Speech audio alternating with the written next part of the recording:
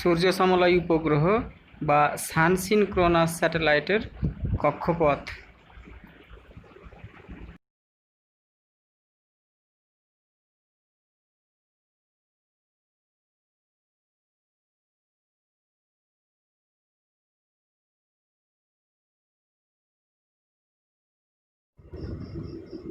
উপগ্রহ চিত্র ও ভূবৈচিত্র্য সূচক মানচিত্রের পার্ট 2-তে তোমাদের আলোচনা হবে বিভিন্ন ধরনের যে স্যাটেলাইটগুলো রয়েছে বা উপগ্রহগুলো, এই উপগ্রহগুলো সম্পর্কে। উপগ্রহ চিত্র ব্যাখ্যার আগে এই উপগ্রহগুলিকে একটু জেনে নেওয়া খুবই দরকার। উপগ্রহগুলোকে ইংরেজিতে স্যাটেলাইট বলা হয়। আমরা পূর্ববর্তী শ্রেণীগুলোতে পড়েছি, ছোট ক্লাসগুলোতে, নিচু ক্লাসগুলোতে উপগ্রহ বলতে কি বোঝো বা উপগ্রহ কাকে বলে আমরা পড়েছি।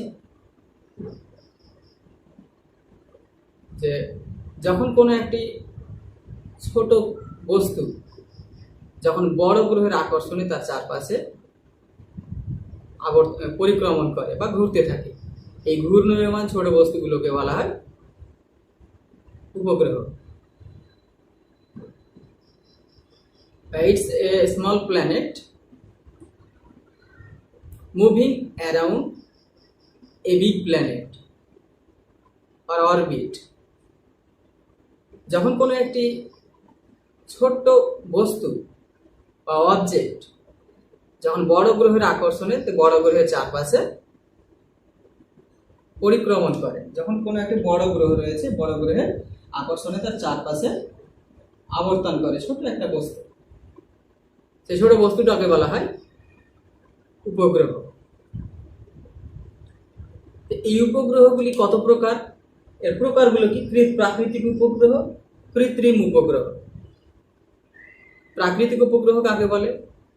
আমরা জানি এই সমস্ত গ্রহগুলো প্রকৃতিতে নিজে থেকেই সৃষ্টি হয়ে আছে আগে থেকেই, যেমন চাঁদ বা মুন।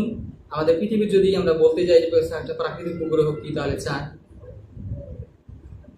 তবে এই প্রাকৃতিক উপগ্রহ আমাদের আলোচ্য বিষয় নয়। আমাদের আলোচ্য বিষয় হচ্ছে কৃত্রিম উপগ্রহ, যাকে ইংরেজিতে বলা হয় আর্টিফিশিয়াল স্যাটেলাইট।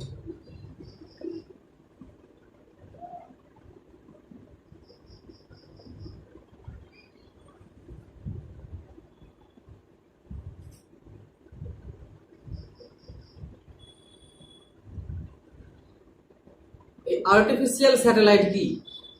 যদি তোমাদের পরীক্ষাতে আসে যে উপগ্রহ কাকে বলে, তাহলে কিন্তু আর্টিফিশিয়াল স্যাটেলাইটেরই তোমাদের সংজ্ঞা দিতে হবে।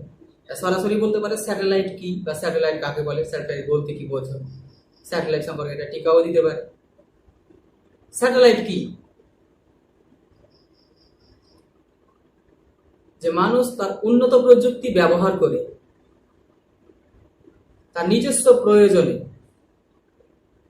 এমনই একটি যন্ত্র বানিয়েছে যা মহাকাশের নির্দিষ্ট একটি কক্ষপথে রেখেছে এবং পৃথিবীর আকর্ষণে পৃথিবীর চারপাশে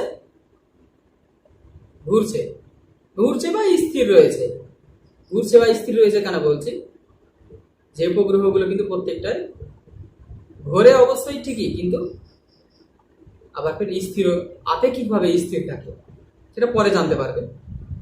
তাহলে কৃত্রিম উপগ্রহের সংজ্ঞা এইভাবেই দিবে যে মানুষের তৈরি একটি উন্নত প্রযুক্তি সম্পন্ন যান যা মহাকাশে নির্দিষ্ট একটি কক্ষপথে প্রতিস্থাপিত করা হয়েছে এবং পৃথিবীর চারিদিকে অনবরত ঘুরছে আর পৃথিবীর বিভিন্ন অংশের ছবি তুলে আমাদের কাছে প্রেরণ করছে।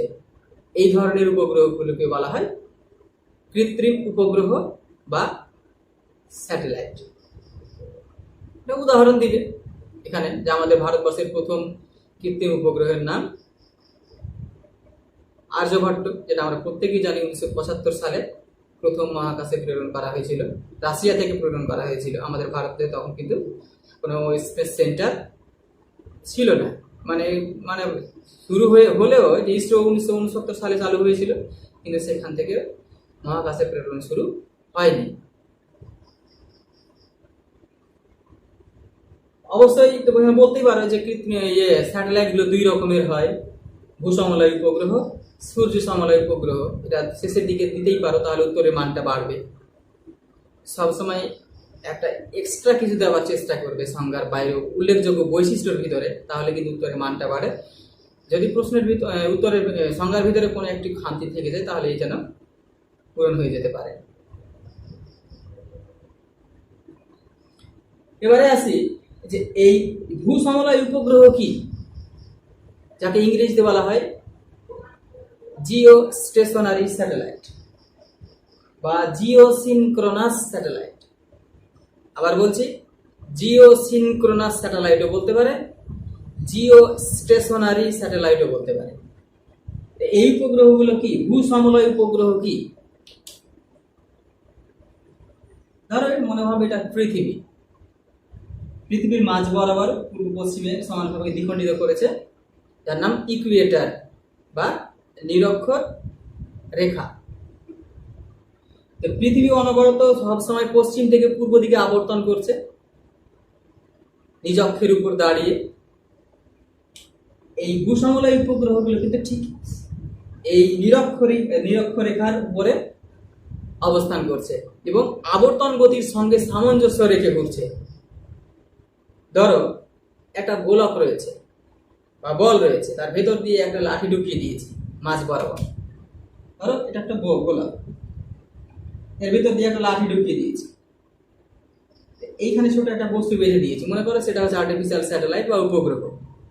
তো বলটা যদি ঘুরে, সঙ্গে সঙ্গে এই আর্টিফিশিয়াল স্যাটেলাইটটা ঘুরবে তার আবর্তন গতির সঙ্গে সামঞ্জস্য রেখে। এইভাবে তো আপেক্ষিকভাবে কি মনে হবে যে এই উপগ্রহটা, কৃত্রিম উপগ্রহটা এই জায়গাতে স্থিরভাবে দাঁড়িয়ে আছে। যদি এখানে কেউ দাঁড়িয়ে থাকে, এইরকম পজিশনে যদি কেউ থাকে, তাহলে কি মনে করবে? যে মনে হবে যে উপগ্রহটা একটা জায়গাতে স্থির রয়েছে, যেটা আমরা বুঝতে পারছি না। আমরা যেহেতু পৃথিবীর সঙ্গে আটকে রয়েছি, মাধ্যাকর্ষণ শক্তি আমাদের টেনে রয়েছে, আমরা কিন্তু বুঝতে পারছি না যে উপগ্রহটা আবর্তন করছে কি করে না। আবর্তন গতির সঙ্গে সামঞ্জস্য রেখে ঘুরছে। আমি এটা দণ্ড বলে দিয়েছি, দণ্ড কিন্তু বাস্তবে নেই। এটা পৃথিবীর আবর্তন গতির সঙ্গে সামঞ্জস্য রেখে ঘুরছে। এই যে সমস্ত উপগ্রহগুলো এই নিরক্ষীয় অঞ্চলে আবর্তন গতির সঙ্গে সামঞ্জস্য রেখে আবর্তন করছে, মানে পরিক্রমণ করছে। এই পরিক্রমণ করলেও এর আপেক্ষিক স্থানীয় সরণ কিন্তু ঘটছে না, পৃথিবীর সাপেক্ষে আপেক্ষিক সরণ ঘটছে না। একটি জায়গাতে স্থির বলে মনে হচ্ছে বা স্থির জায়গাতেই দাঁড়িয়ে থাকছে, কন্টিনিউয়াসলি এক পারের ছবি তুলতে থাকছে। এই ধরনের উপগ্রহগুলোকে বলছে ভূসমলয় উপগ্রহ। ভূসমলয় আবার বলছি, যে সমস্ত উপগ্রহ, কৃত্রিম উপগ্রহগুলি নিরক্ষীয় অঞ্চলের বায়ুমণ্ডলে প্রতিস্থাপন করা হয়েছে এবং পৃথিবীর আবর্তন গতির সঙ্গে সামঞ্জস্য রেখে পরিক্রমণ করছে, এই ধরনের উপগ্রহগুলোকে বলছে ভূসমলয় উপগ্রহ। আবর্তন গতির সঙ্গে সামঞ্জস্য রেখে আবর্তন।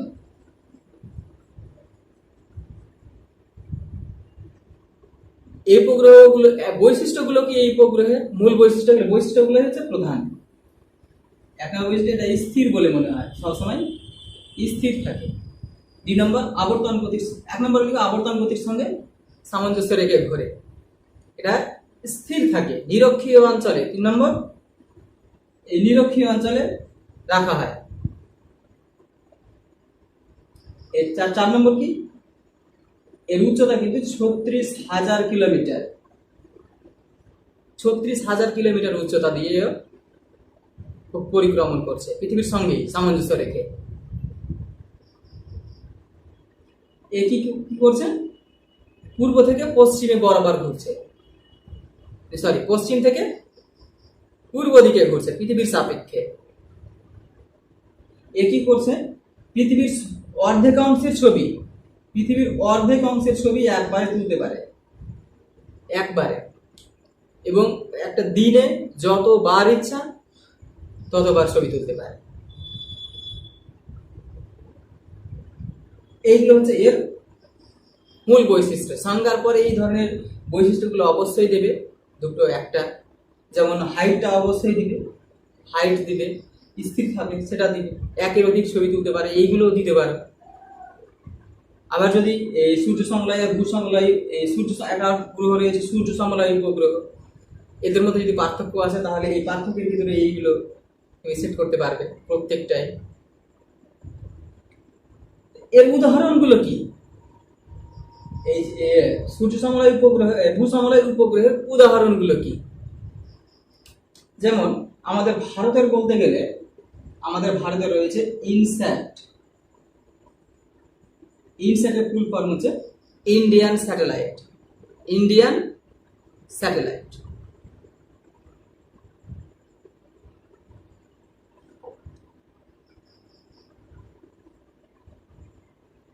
এটা ইন্ডিয়া, ভারতের। আমেরিকার রয়েছে, আমেরিকা রয়েছে GEOS, গোস, আমেরিকার। ভূসমলয় উপগ্রহগুলো বলছে, কিন্তু আবার বলছে ভূসমলয় উপগ্রহের উদাহরণ ইনস্যাট, GEOS। যেমন রাশিয়া রয়েছে GEOM, এটা রাশিয়া, এটা রাশিয়া, এটা আমেরিকার, এটা ভারতের। তোমাদের এইটাকে অবশ্যই মনে রাখতে হবে। ইনস্যাট, ইনস্যাটটা হচ্ছে ভূসমলয় উপগ্রহ বা জিওসিনক্রোনাস স্যাটেলাইট বা জিওস্টেশনারি স্যাটেলাইট।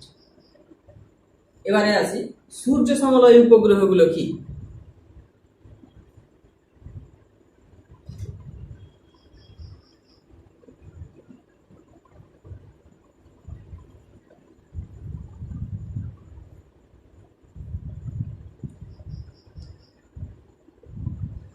ধরো পৃথিবী কন্টিনিউয়াসলি এই পশ্চিম থেকে পূর্ব দিকে ঘুরছে। কন্টিনিউয়াসলি যদি আমরা পৃথিবীতে সূর্যটাকে একটা জায়গাতে স্থির রেখে দিই, হাতে কিভাবে আমরা সূর্যকে স্থির রেখেই দিলাম, ধরো রেখে দিলাম, পৃথিবী কন্টিনিউয়াসলি ঘুরছে পশ্চিম থেকে পূর্ব দিকে, তার অক্ষ বরাবর, এই অক্ষের উপর কন্টিনিউয়াসলি ঘুরছে। তার ফলে এই দিকটাতে রাত আর এই দিকটাতে দিন রয়েছে। এই আর্টিফিশিয়াল স্যাটেলাইট গুলো কি করে, সূর্য সমলয় উপগ্রহগুলো কিন্তু উত্তর দক্ষিণে ঘুরে, উত্তর থেকে দক্ষিণে ঘুরে, এই উত্তর থেকে দক্ষিণ বরাবর ঘুরে। এই স্যাটেলাইট গুলো উত্তর থেকে দক্ষিণ বরাবর। এটা সূর্যের সঙ্গে আপাত কোণের মানে একই রকম থাকে। আপাত কোণের মানটা কিন্তু সবসময় তার একই রকম থাকে। পৃথিবীটা পশ্চিম থেকে পূর্ব দিকে ঘুরছে ঠিকই, কিন্তু পৃথিবীর এর সঙ্গে, পৃথিবীর কোনো একটি প্লেসের সঙ্গে কিন্তু এই উপগ্রহটা কোন রকমের তার গতির হেরফের ঘটায় না। সে সূর্যের সঙ্গে আপাত একটা কোণ, নির্দিষ্ট কোণ সবসময় কিন্তু একই রকমের থাকে।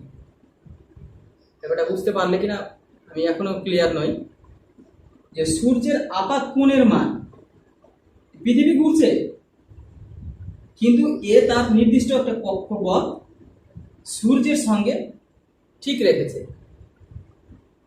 ওই যে কক্ষপথটা রয়েছে, কক্ষপথটা সূর্যের সঙ্গে সব সময় একই রকম, আপাত কোণের মানটা কিন্তু তার একই সব সময়, কখনো কিন্তু হেরফের হয় না, যেটা কিন্তু ভূসমলয় উপগ্রহতে হয়ে যায়। এটা কন্টিনিউয়াসলি ঘুরছে, কিন্তু এইটা কন্টিনিউয়াসলি ঘুরছে কোনভাবে, উত্তর থেকে দক্ষিণ দিকে। কার সঙ্গে সামঞ্জস্য রেখে? সূর্যের আপাত কোণের সঙ্গে সামঞ্জস্য রেখে ঘুরছে। এই জন্য এই উপগ্রহগুলোকে বলা হয় সূর্য সমলয় উপগ্রহ। এই সূর্য সমলয় উপগ্রহগুলো যদি সংজ্ঞা দিতে মানে পরীক্ষাতে আসবেই, মানে উপগ্রহ থেকে একটা প্রশ্ন কিন্তু প্রত্যেক বছর আসে, সে শর্টে আসে 2 মার্কের 3 মার্কের যাই আসুক না কেন, প্রত্যেক বছরই একটা করে প্রশ্ন আসেই। তাহলে সূর্যের আপাত কোণের সঙ্গে সামঞ্জস্য রেখে যে উপগ্রহগুলো উত্তর থেকে দক্ষিণ দিকে পরিক্রমণ করে, এই উপগ্রহগুলোকে বলছে সূর্য সমলয় উপগ্রহ, বা ইংরেজিতে বলা হয় সানসিনক্রোনাস স্যাটেলাইট। আবার বলছি সানসিনক্রোনাস স্যাটেলাইট বা সূর্য সমলয় উপগ্রহ। বাংলাতে আরো বলতে পারে যে সূর্য তাল্লিক উপগ্রহ, বা সূর্য লাগানোই থাকবে, যেভাবেই বলুক না কেন বুঝতে পারবে। এর বৈশিষ্ট্যগুলো আর কি? এইগুলো মেরু বরাবর ঘুরে। 1 নম্বর, মেরু বরাবর, উত্তর থেকে দক্ষিণে ঘুরে, মেরু বরাবর উত্তর থেকে দক্ষিণে ঘুরে, সূর্যের সঙ্গে আপাত কোণের সঙ্গে সামঞ্জস্য রেখে ঘুরে। তারপরে এর হাইটটা কিন্তু কম, বিভিন্ন বইতে বিভিন্ন রকম থাকবে, কিন্তু তোমরা লিখবে 600 থেকে 900, 600 থেকে 900 কিমি উচ্চতা দিয়ে। এই অ্যান্সারটাই কিন্তু তোমরা পরীক্ষাতে লিখবে। বিভিন্ন বইতে বিভিন্ন রকম রয়েছে, 1000 রয়েছে, 600 রয়েছে, 700 রয়েছে, 750 রয়েছে। এই অ্যান্সারটাই কিন্তু সর্বজন গ্রাহ্য এবং সর্বজন গৃহীত অ্যান্সার। এ কি করে, একটা জায়গাতে স্থির থাকে না, উত্তর মেরু থেকে দক্ষিণ মেরু বরাবর ঘুরতে থাকে, দিনে 14 বার পর্যন্ত ঘুরে। দিনে, এটা একটা বৈশিষ্ট্য, দিনে 14 বার, দিনে 14 বার পরিক্রমণ করতে পারে। একটি স্থানে 14 বার যখন পরিক্রমণ করবে, একবার পরিক্রমণকালে একটি যেহেতু নিচের অংশ দিয়ে যাচ্ছে এই উপগ্রহটা, যেহেতু ছোট ছোট অঞ্চলের ছবি তুলবে। আর ভূসমলয় উপগ্রহ যেহেতু 36,000 কিলোমিটার উচ্চতাতে ছিল, তার পৃথিবীর অর্ধেক অংশের ছবি কিন্তু একবারে তুলতে পারে। এই উপগ্রহগুলো নিচু স্থান দিয়ে যাবে, পৃথিবীর সমগ্র অংশের ছবি তুলতে পারবে না, ছোট ছোট অঞ্চলের ছবি তুলবে। আর দিনে একটি অঞ্চলের ছবি ও একবার পরিক্রমণকালে একবারই তুলতে পারবে। পৃথিবী যেহেতু এই উপগ্রহ ঠিক এই উত্তর দক্ষিণে ঘুরলেও, পৃথিবী যেহেতু আপেক্ষিকভাবে আপেক্ষিকভাবে আমরা স্থির বলে মনে করছি, কিন্তু এ পূর্ব পশ্চিমে কন্টিনিউয়াসলি ঘুরতে রয়েছে, যার ফলে পৃথিবীর প্রত্যেকটা স্থান 14 বার আসে না। যেহেতু একটা স্থান মুহূর্তের মধ্যেই কিন্তু পূর্ব থেকে পশ্চিমে, পশ্চিম থেকে পূর্ব দিকে কিন্তু আবর্তন করতেই আছে। এই জন্য প্রত্যেকটা প্লেস 1 বা 1-এর অধিক, কিন্তু 14 বার আসবে, 1 বা 1-এর অধিক আসতে পারে একটা দিনে। তো 14 বার পরিক্রমণ করবে, এটা একটা জায়গাতে স্থির থাকবে না। কিন্তু ভূসমলয় উপগ্রহগুলো কিন্তু একটা জায়গাতেই স্থির, একটা জায়গাতেই আপেক্ষিকভাবে স্থির, একটা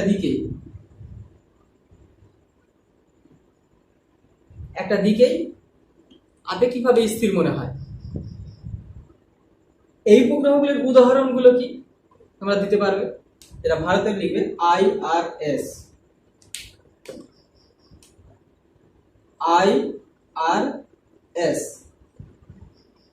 এর পুরো নাম কি?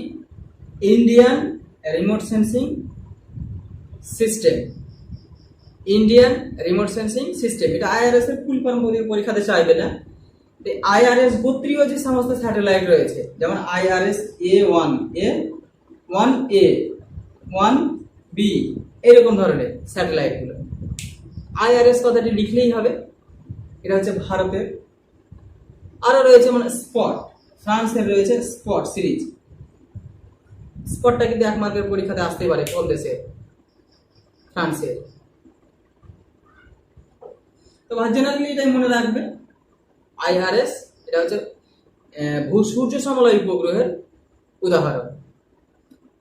আগে একটা কথা ছুটেছে ভূসমলয় উপগ্রহ বলতে, ওর কাজটা কি, এই ভূসমলয় উপগ্রহ কি কাজ করে আর এই সূর্য সমলয় উপগ্রহ কি কাজ করে। ভূসমলয় উপগ্রহের কাজ হচ্ছে যে আমরা প্রতিনিয়তই, যে ধরো এখনই তোমাদের সাথে কানেক্ট বা কন্ট্যাক্টে রয়েছি, এটা যোগাযোগ ব্যবস্থা, তোমরা যোগাযোগ করছো। এই যোগাযোগ ব্যবস্থা বলতে কোন একটা জায়গাতে বসে বিভিন্ন ধরনের তথ্য সংগ্রহ করাকে বলা হয় যোগাযোগ। যেমন মোবাইল ফোনে আমি কথা বলছি, ভিডিও দেখছি, SMS করছি, চ্যাট করছি, এইগুলো হচ্ছে যোগাযোগ। যোগাযোগ ব্যবস্থায় এই ভূসমলয় উপগ্রহগুলো হেল্পফুল। তারপরে আবহাওয়ার বিভিন্ন ধরনের তথ্যগুলো জানতে, যেমন আবহাওয়ার তথ্যগুলো আমরা 3-4 দিন আগে থেকেই পেয়ে যাই, যে কখন ঝড় আসবে 3-4 দিন আগে থেকেই বলে দেওয়া হয়। তো এই আবহাওয়ার বিভিন্ন পূর্বাভাস, আবহাওয়ার বিভিন্ন তথ্য, যোগাযোগ ব্যবস্থা, যোগাযোগ ব্যবস্থায় এই ভূসমলয় উপগ্রহগুলো কাজ করে। আর এই সূর্য সমলয় উপগ্রহগুলো কাজ করে পৃথিবীর কোথায় কি রকম ধরনের সম্পদ রয়েছে এই সম্পদের অন্বেষণ করা বা সম্পদের খোঁজ করা। সে হোক প্রাকৃতিক গ্যাস হোক, খনিজ তেল হোক, তারপরে মাছের অনুসন্ধানী হোক যে সমুদ্রের কোন অংশে মাছের পরিমাণটা বেশি রয়েছে, বা কোথায় কতটা কোন ধরনের ফসল চাষ হয়েছে, কি রকম ধরনের কোথায় বনভূমি রয়েছে, এই রকম ধরনের তথ্যগুলো কিন্তু এই সূর্য সমলয় উপগ্রহগুলো সংগ্রহ করে। তো যাই হোক, এই উপগ্রহগুলো সম্পর্কে কিন্তু একটা প্রশ্ন অবশ্যই পরীক্ষাতে থাকবে। সে সূর্য সমলয় ভূসমলয় উপগ্রহের মধ্যে পার্থক্যই দিক, আর এর মানে বৈশিষ্ট্যগুলো যদি বলে ভূসমলয় উপগ্রহ কাকে বলে, এর বৈশিষ্ট্যগুলো কি, সূর্য সমলয় উপগ্রহ কাকে বলে, এর বৈশিষ্ট্যগুলো কি, এরকম করে চাইতে পারে। সংক্ষেপে শর্ট মার্কে চাইলে কি বরাবর ঘুরে সংখ্যা চাইতে পারে, বলতে পারে ভারতের একটি কৃত্রিম উপগ্রহের নাম লিখো, ভারতের প্রথম কৃত্রিম উপগ্রহের নাম কি, এরকম করে চাইতে পারে। বিশ্বের প্রথম কৃত্রিম উপগ্রহের নাম কি, হয়তো এরকম করেও চাইতে পারে। বিশ্বের প্রথম কৃত্রিম উপগ্রহের নাম হচ্ছে স্পুটনিক 1।